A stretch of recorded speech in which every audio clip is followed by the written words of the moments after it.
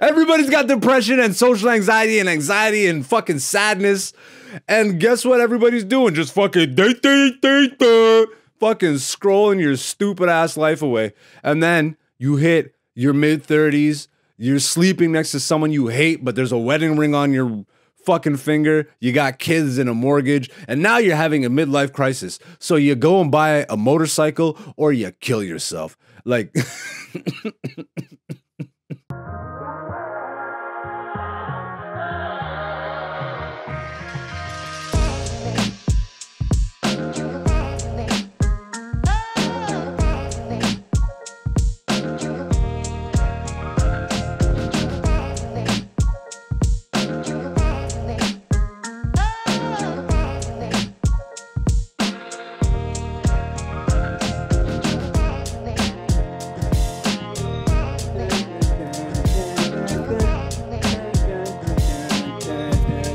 I got permission to put your mama in a headlock. She tried to juke me in a figure four leg lock. She said she liked the way I stick and make the bed rock, or how I lick and leave her twisted like a dreadlock.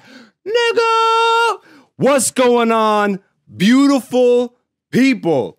It's your boy, Black Zeus, back at it again for another episode of Black Zeus, the podcast, Season 4, Episode 16. And the guy in the corner, Thoth Tahuti, the producer, the voice of God in the studio, the man who made it all on crypto and lost it the next day, Dante, is not here, ladies and gentlemen. Look how I set that up. Look how I set it up perfectly. You thought that nigga was in the corner right now? You thought he was going to do the pop, pop, pop, pop, pop. Nah, bro. This is a classic throwback episode of Black Zeus, the podcast. Solo dolo, just me. Can this nigga still do it by himself, or is he about to bomb a podcast for the next 30 to 50 minutes? Only time will tell, ladies and gentlemen. I have way too much energy right now. Holy shit. Do you understand why I come on the podcast, hide out of my face, or like microdosing, or even slightly tripping? You see now? Because what is it? What am I supposed to do with this? All this energy came from the sun, my nigga, because the sun is the most powerful drug on this fucking planet. Go spend more than 30 minutes a day in that bitch. It's fucking summertime. I swear to God, if you stay indoors this summer, I'm finding you and I'm kicking your ass, bro. And if you're a female, I'm getting my girls to do it. Go fuck yourself. Be outside, you idiot. Yes, I'm trying to get you to watch my podcast, but I don't fucking care, nigga. How many times do you need to hear me say it, bro? I'm an artiste. I'll keep doing this whether you're here or not. I want you to enjoy your life and then come back when you're bored or some shit. These episodes will be here. This is not how you get famous or gain a following at all. Watch me at your leisure, please. Don't watch me, whatever. Don't support, whatever. But that's who I am. And you know what, bro? I would be a hypocrite to tell anybody otherwise. Because, like, what the hell is that? That's that do as I say, not as I do bullshit. But why the fuck would I tell other people to do something that I wouldn't do myself? There are situations where that might actually be necessary. Because not everything is for you, and sometimes you just need to give advice. And it's like, look, I wouldn't necessarily do this, but it makes sense for you as a person and for whatever scenario you're in. But, you know, in this case, I am prolonging my success. I hope you've been all right. Hope you had a blessed week. Hope everything's been on the up and up. So much fire shit to talk about this week. It's mostly comedy related. So where last week all my shit fucked off and I didn't really have much comedy stuff, this week has been a blessed week of comedy. Doing everything I'm supposed to do on my path to get to where I want to be. And that is my definition of success, my nigga. Not 1 million followers on social media. Not fucking, oh my God, Gatorade asked me to do a commercial. Gatorade can suck my left nut. How about that? How about that? Meet me outside, nigga. Already not famous and already shutting out any potential sponsorship from Gatorade. Good job, Zeus. Way to go. Thanks to the fine people at Gatorade for sucking my left nut. I'm never getting a sponsorship from them, but that's fine because I don't drink weird flavored piss water. Yeah, I said it. That's right. The grape flavor is okay, and I know as a black man I shouldn't say that into a microphone, but actually it has this weird aftertaste now. Anyways, how did I get into reviewing Gatorade flavors? Anyways, the grape flavor is okay, but aftertaste tastes like batteries, nigga. And how about we just get comfortable drinking water? How about that? How about unflavored, no sugar, no nothing? Just get that H2O in you. Be a H2-ho this summer. How about that? Ladies and gentlemen, this message brought to you by Black Zeus. This summer, don't be a ho, be an H2-ho. Drink water, unsugared, unflavored. Be normal. This shit turned into a TED Talk so fast. I don't know what the hell's going on. I feel like I got shadow on me in this episode. I'm moving up. Just because it's only me, I really don't care. I can do that. Look at this.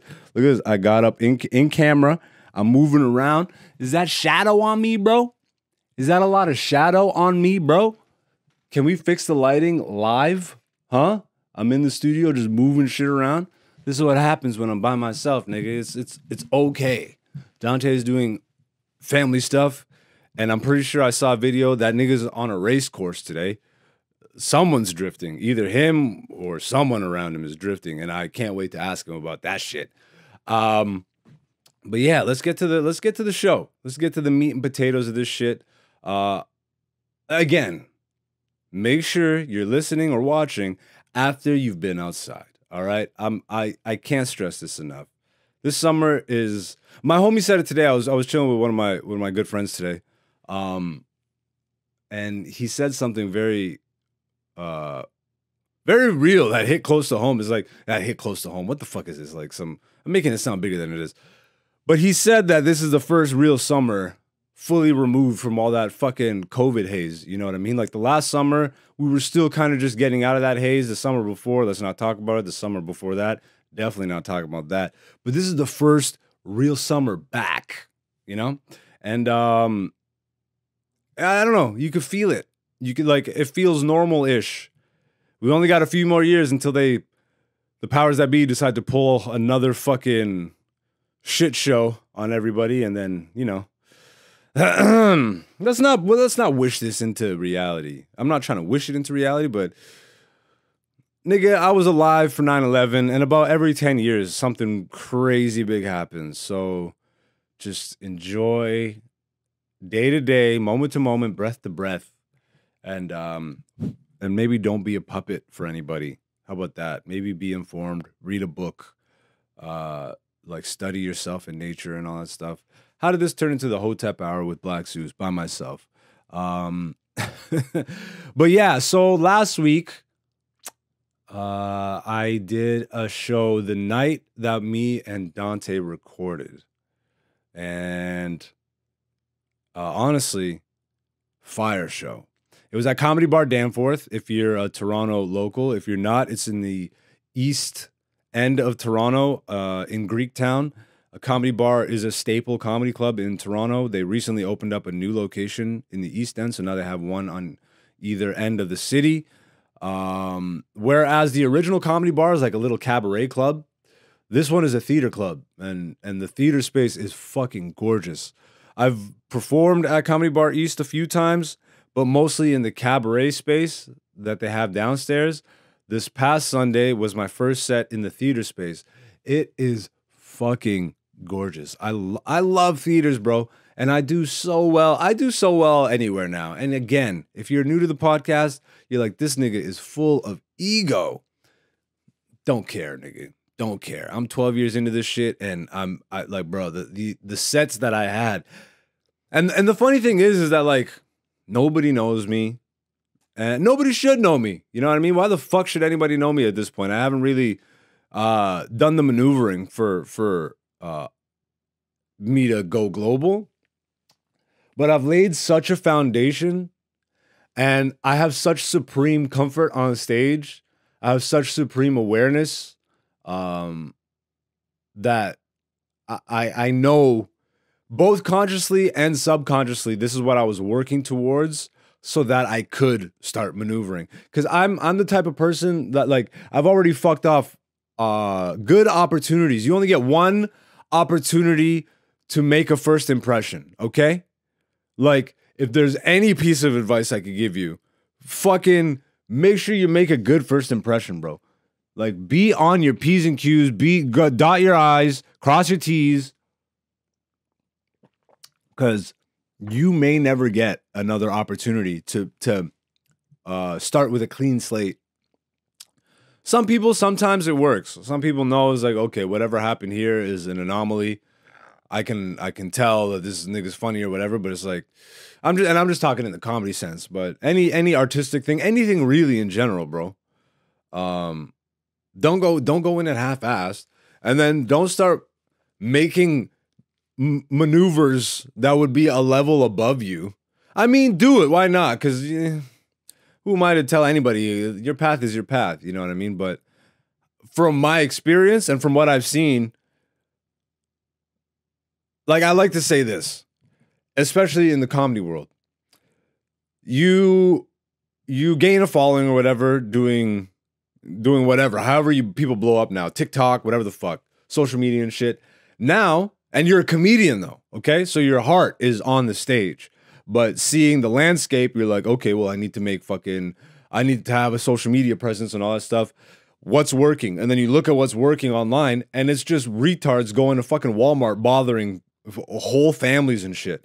And then other complete dummies who don't have a life find this to be entertaining. If this is you, I apologize, but I don't. Have better standards, nigga. Have better fucking standards for the thing that you call entertainment. Holy shit.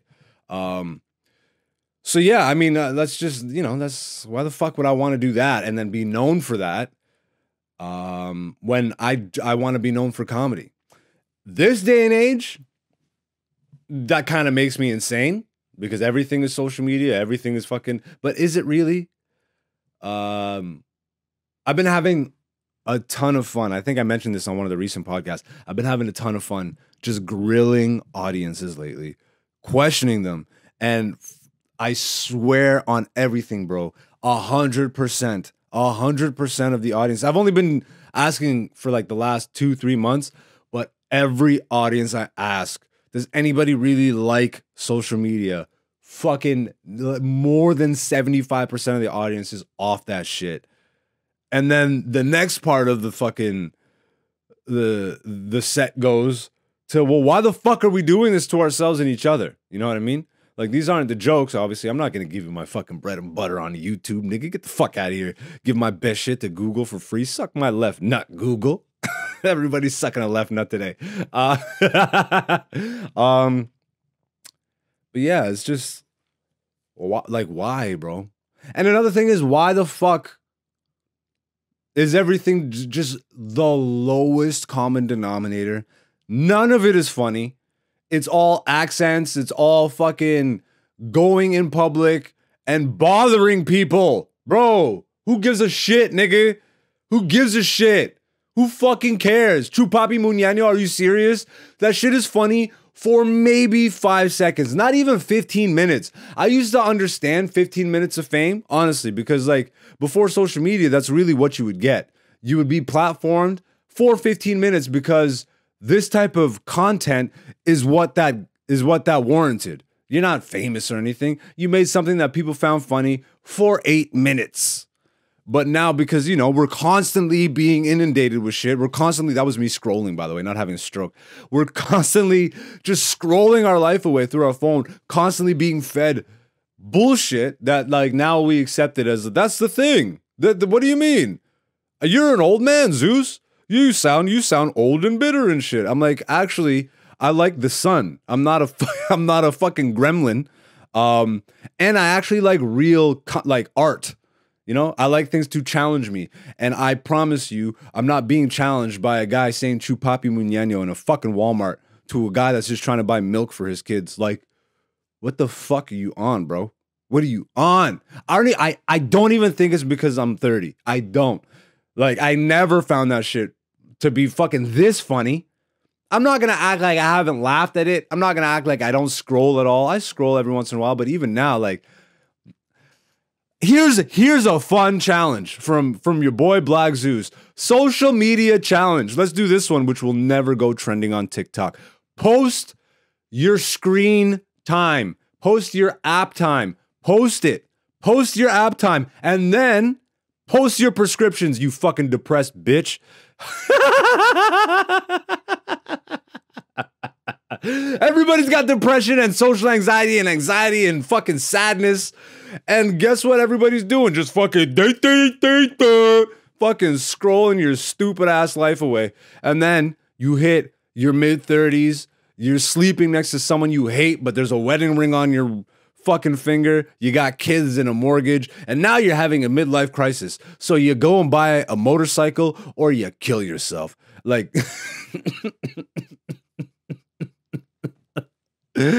I just refuse to participate in that shit. And I think the best thing I ever did was define exactly what my version of success is for me. And nigga, like I'm a scale type of person. I build my business to scale, to the scale of my happiness, okay? And I have infinite happiness of where I am, but I know that I'm not just capable of more, but I'm due for more, all right? So, like, don't take what I said to be like, this nigga's settling for the fucking lowest common denominator. It's like, no, bro. I trust the journey. I trust the path. And at 12 years in, I think I've proven enough to myself how I started from absolute garbage on the stage to literally being one of the top dudes in the country. Yeah, I said it. Test me, nigga. Book me. Put me next to you on a show. Put me after you on a show. Close the show out. Have me open. I will bury you, nigga. And that is what I aim to do every time I walk into a comedy situation. If I'm about to perform, I look at the room and I don't look at any other comic. I look at myself in the mirror. I'm like, you better be the best version of yourself. Whether there's 3 people or 3,000 people or a fucking 500,000 people. I don't give a shit, nigga. Like, I've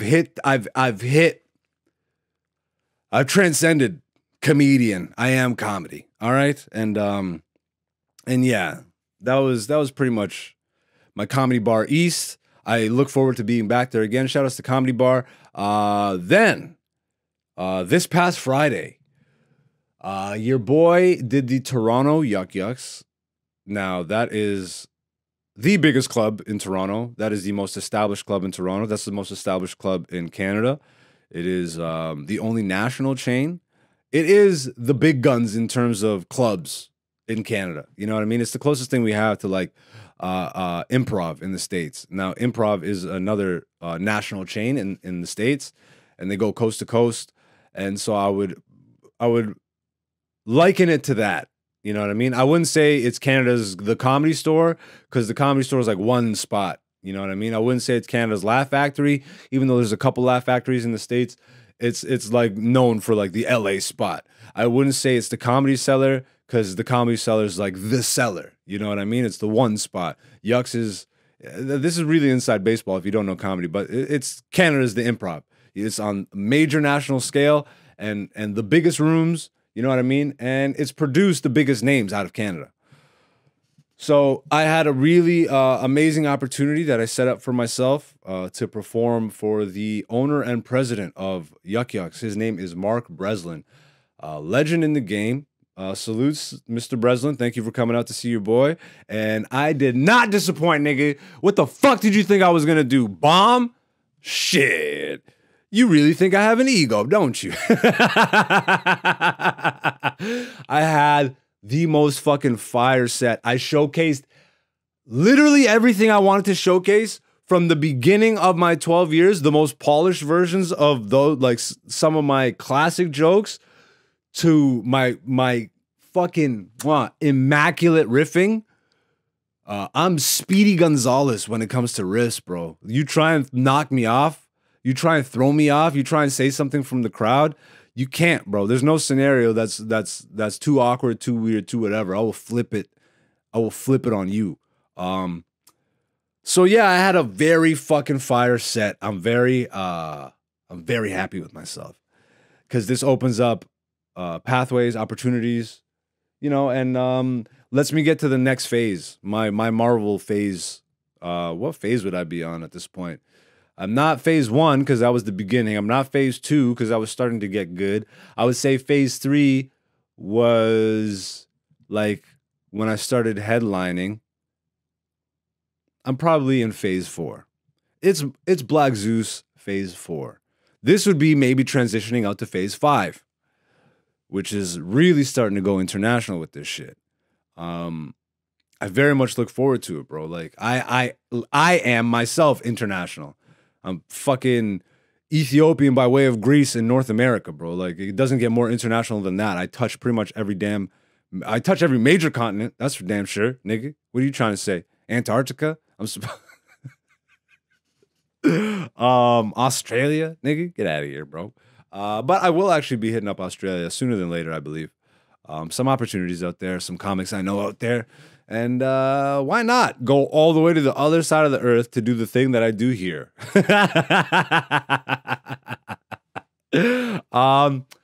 But yeah, I very much look forward to the future of that. I waited specifically, you know. I won't get too into it. But there's a pathway in comedy. You can be signed or unsigned. It's much like a rapper, you know what I mean? And if you sign, you're pretty much signing to someone like an Improv or Laugh Factory or in Canada, Yuck Yucks, and you become a rostered comic, and then you go and perform mainly their clubs. Or you go independent and you sell shit out of your trunk. I've kept myself independent until I had something to really bring to the table. Now that I actually have bargaining chips, I feel a lot better about all of this shit. Again, I'm still independent. I'm not signed to anybody, but I feel like I've set myself up so that I don't have to do things the typical way. I don't have to. A lot of comics that I see personally, especially now with the advent of social media, it seems like there's a quicker route to quote unquote success or quote unquote fame. You come, like I said earlier, bro, you go bother a family at Walmart and you'll gain followers overnight. And then you parlay that into, okay, now I have a following. I'm going to start booking shows and fucking maneuvering around. And then you bring those people out to your shows, right?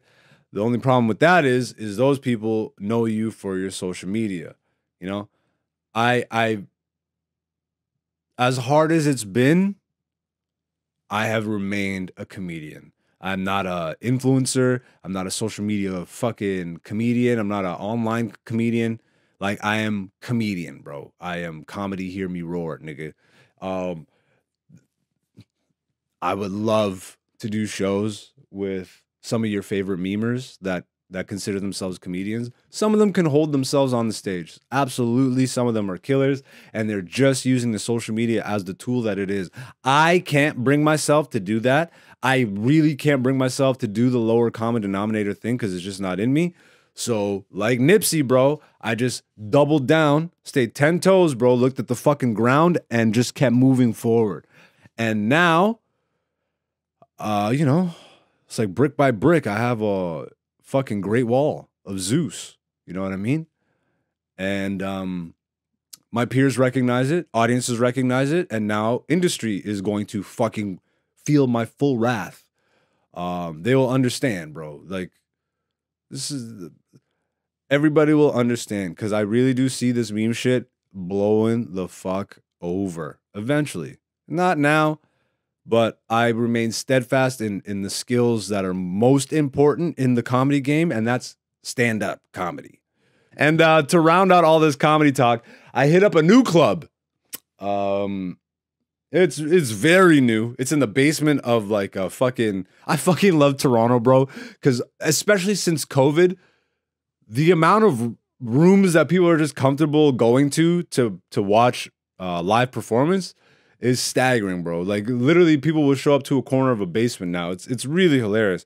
But this wasn't a corner of a basement. It was a whole basement. It was a finished basement, and it was a very artsy basement. Shout outs to Keith and Jeremy in Toronto for starting up a new show, man. It's tough, but they had a great little audience. I went right from Yucks. Like, I went from 300-seat club to like a 50 capacity basement club. You know what I mean? And that is the Toronto comedy scene in a nutshell, bro. You go from the highest of the highs to, it's not even the lowest of the lows, but you'll just like, it's such a range. Because Toronto just has so much to offer, and there's so many people there that there are enough people looking for everything. It really is a mini New York, you know? Like, I know I say that, and anybody from the States or anybody from New York just fucking laughs at that shit, but it really is baby New York. Like, cleaner, nicer, smaller New York. Yeah, man, and then just parlayed right into the week, or right into the weekend, I should say. Fucking hectic ass weekend, man. I really wanted to chill for most of today. If you don't know, we record on Sundays, but fuck, bro. It's actually been a really blessed day. Just a lot of extra shit. My brake pads started to go on my car, so obviously you don't want to drive like that for too long because you'll seize your brakes, and then that's even more money. So I had to fucking last minute on a Sunday figure out this brake scenario. Yo, fuck mechanics, bro.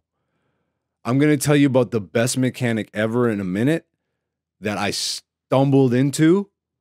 But I went, fuck, man. Like, this is the only issue with living in a smaller space, like living in an apartment. I miss having a driveway or even just like a garage access, you know? Because brakes are not a major job. Especially if you have some friends too. Brakes are a really simple job. I've done like my own oil changes and my own brake changes.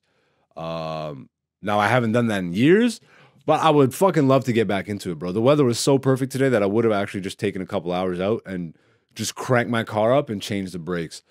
But, you know, time being a factor and me having all this other shit to deal with, editing and recording and all this stuff. And honestly, just living too, because I'm making sure I keep that balance this summer. I made a bunch of just frantic calls. Already finding a mechanic on a Sunday, hard. But then finding a mechanic that's reasonable, ugh. There's a chain in Canada, if you're not Canadian, it's called Canadian Tire.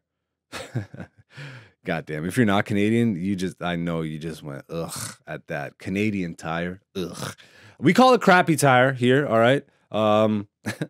But there's like a, you know, it's a hardware shop, mechanic shop, all that shit. It's like fucking builder shop and tool shop and all that stuff. And they have mechanics, like a garage, some of the locations. And knowing that those would be like probably the worst people to call, I got out of the way first. And I was shocked because I was going to go buy my brakes. I was going to go buy the parts, find a mechanic, and have them just install the brakes or change the brakes. I found a garage that I normally go to that's open on Sundays. I asked them if they would do that, and they're like, we don't take any outside parts. You have to buy them from us. That'll be like 8 to 1,000 parts, labor included. I'm like, suck a left nut. I know that changing brakes, especially when there's not an issue, it's just you popping the tires off and changing the fucking brake pads, calipers. Like, get out of here, bro. And if you have drums in the back, you got to clean up the drums. Most of the time, if you're driving on seized, like if you're driving on bad brakes and they seize and shit, you're gonna have to replace the drums. But if you got drums in the back, chances are you're more than okay. So I get a quote from Crappy Tire. This guy's like, oh, for front and back, roughly $600 to $700. I need to get this shit done and out of the way. I know I'm paying at least $200 premium on top from that guy's quote, but it being a Sunday, me needing my car and all this shit, I bite the bullet. I'm very grateful that I'm even able to just do that and make a decision like that. But I go to the shop, I go up to the counter, I'm talking to the guy, I'm like, I'm the guy that called, this and that. He starts entering my info. Me thinking this guy's giving me the price on the phone. He's entering my info and all this shit, and then he comes to the total with taxes. He's like $1,250. Bro, when I tell you I almost reached over that counter and strangled the guy, but I kept the straightest face. I was calm. I wasn't an asshole, but I was like audibly and visibly like, I'm like, nigga, what? You just told me 600-700 on the phone. How does that turn into 1,200 even with taxes? And then I told the guy, I'm like, do you guys do parts and labor, or can I supply the parts? And the guy just looked at me. He's like, oh, that's not the part cost, buddy. The parts cost nothing. That's all labor. I'm like, 1,250 for labor, bro? This is, bro, if you know nothing about cars, I feel so bad for you. Because $1,200 to change some fucking brakes, nigga, are you fucking out of your mind? Are you fucking out of your mind? Don't go to any big chain shit for no auto body shit, no mechanic shit. Don't you dare. Unless you know the person or you own the shop. You have no reason to go to a fucking big brand store. Because what it is they don't screw you on the part cost because they can't. Because you can just walk into the store outside of the garage and pick up the part off the shelf. So you can see the price. You're like, these brakes are only $80. So how the fuck did we get from $80 brakes a piece to fucking $1,250? What are you telling me your labor's worth, bro? For a 30-minute job, bro? For a 30-minute job. And this is what it is. The companies don't want to lose anything, right? But they have to pay the mechanics what they're worth, all right? So they pay the mechanics what they're worth. But the companies are so fucking greedy that they need the exact amount. They need the exact same amount. Or double. I guarantee they're getting the lion's share of that shit. Ain't no way the mechanic is seeing fucking half of that $1,250. Fuck no. Fuck no. I'm gonna pay you $1,250. These bitch ass niggas. So at that point, I'm like, nah, bro, there's no, I'm like, $1,250, bro, you know that's insane. And he just looked at me and he like gave me a look like he knows. And then he just said, sorry, man, I gotta go by the books. I'm like, I'm not even mad at you, bro. I get it. This place is weird. I leave. I go to a car part store. I buy all the brakes. I buy all the shit I need. And at this point, before I do that, I get back in my car and I get back on fucking Google Maps, bro. This is how, bro, I'm telling you, like, God is real, bro. Because the way I was actually led to the mechanic, like the best mechanic I think I have ever found, bro. Pure happenstance, man. Pure happenstance. I wasn't gonna go to that guy. I didn't even know he existed. But after that, I do my due diligence. I start going through, looking at reviews and da-da-da, this and that, seeing who's open. I call. I reach this one guy. Very chill seeming guy, man. And mechanics usually, I don't know if you have a car now, but if you call a mechanic, like there's a lot. There's mechanic level aggression. You know what I mean? Not that everybody's a dick, but like a lot. I sensed a lot of like, yo, I'm doing shit. Like make this phone call quick. Da da da. This guy was chill. And then he quoted me. He's like, "Are you sure there's nothing wrong? I don't need to check anything." I'm like, "I know, brother. This is just the brakes. I'm gonna get the brakes. Like, how much just to install them?" And the guy told me $350. Now, that is how much it costs to replace your fucking brakes. $350. The parts cost me. This gets even better, bro, because I found on a Sunday, I found an honest mechanic. Not just honest, but good, okay? But good. I find this guy's shop. He sends me the address. He's like, my shop just moved. I'm here. I'm like, well, that's kind of sketch. Let's see how this goes. I go get the parts. I go to the shop. I pull up. It's one of those little mechanic alleys. I don't know if like every city has like an industrial area, but sometimes you'll have like auto body shops like within residential neighborhoods. A lot of like older cities have this built in. So this is like one of those little alcoves. Like you turn into a side street and the whole street is just auto body shops, like in the middle of a residential neighborhood, right? And this one guy's shop, I get to it, clean as fuck. I couldn't believe it, bro. It was clean as fuck. I don't even want to swear, cuz they're just clean, bro. I don't even know why I don't want to swear. It's too much. It was just clean, all right? So good first impressions right off the bat. I go to talk to the guy, super normal guy. Just seems proper. You know, it doesn't seem shisty like a mechanic. He's not even like in overalls, you know what I mean? And to some that might seem sketchy, but the garage was very proper. It was very obviously his garage. And I'm like, it's a Sunday. This nigga's literally doing leisure work right now. I respect the fuck out of that. Let's go. You're open on a Sunday. Most mechanics won't even do that or do that for a reasonable price. So I spend about $300 on the brakes. I go to the mechanic, $350 for that. I didn't pay him up front. I paid him afterwards. I get a call when it's done. He's like, brother, just your front brakes I had to replace. Your back drums were fine. They just needed to be greased up. So I opened them all. I greased them up. It's perfect. Everything's running smoothly. I kept the back brakes in the box. Go return them and save your money. What the fuck, bro? Come on. An honest, solid mechanic on a Sunday. And then for those like 3 hours that my car was getting worked on, call up my homie, we meet in the middle and we just go on a fucking excursion. I'm in the sun for like 3 hours with one of my best friends. My car's getting fixed. I'm getting money back.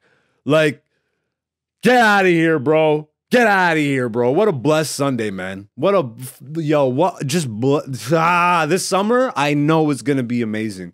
This summer is going to be amazing, and I hope it is for you too, man.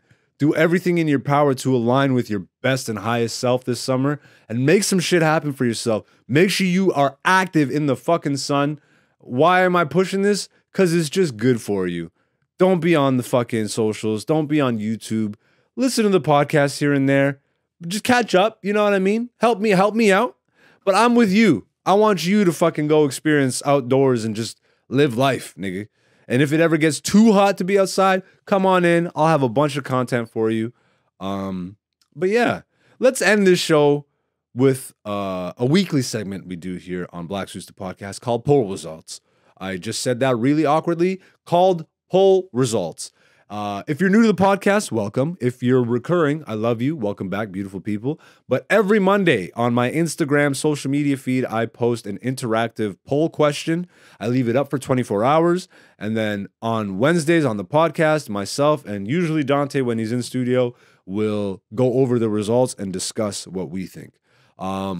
This week's poll question was this or that. Very simple. 3+ vacations a year, but your job sucks, or 0 to 1 vacation a year, but it's your dream career. Okay. That was the options. Myself, how I went with this one was 0 to 1 vacations a year, but it's your dream career. Like for me, and again, this is this or that. So there's obviously better options that I could have written, but I like to kind of force people's hands. I'll usually give like a best case scenario and worst case scenario and nothing in the middle. You have to go with what you most align with. And I don't have the results in front of me, so that's very bad. But myself, I go with 0 to 1 vacations a year, but it's my dream career. I'm living my dream career and I'm straight up on 0 to 1 vacations a year right now, but I'm getting to the point where my career is going to take me around the world. And I've built myself up to the point where I'm so fucking good that I will be undeniable when I touch your soil, that you will actually want to see me again. And when I come back, I will give you a completely different, albeit equally, if not better, fucking show. Because this is my bread and butter. This is where I put all my focus into, is being funny on stage, not being an annoying little shit on social media.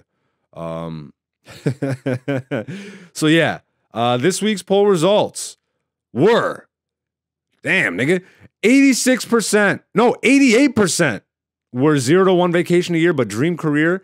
12%, 3+ vacations a year, but your job sucks. I'm really interested to know why, like, you would want to, like, because to me that's escapism, man. Why would you want to go back to your reality that sucks? You know? That's the thing for me where it doesn't make sense. How are vacations the thing that you most look forward to when that's going to be maybe 3 weeks out of a year? Like 3 out of 52 weeks versus the rest of the year, and you're in misery and your job is shit? Shout outs to the 88% of the people that were just more fucking. I'm not gonna put down anybody, but come on, bro. That's a weird one. I don't know why you'd want to live in. I don't know, man. Escapism, I guess. Traveling. You just want to like travel more because I did say 3+. So, and I straight up see people going to fucking Mexico every other week. I'm like, go somewhere new. This, I don't know. I've done better poll results, you know what I mean? But Dante's not here for me to bounce shit off of. And this was a very basic question this week. So also, bad week to be on my own for poll questions. Other than that, I think it's been a pretty damn good episode. I'm going to leave it that way. I love you all. Thank you for being here. If you're new to the podcast, God bless. I'm here every Wednesday, usually with Dante. We got content on the YouTube channel regularly throughout the week now. So make sure you hit that subscribe button, hit the notification bell. Follow me on Instagram or social media. I'm aka Black Zeus. It scrolls at the bottom of the screen every couple minutes.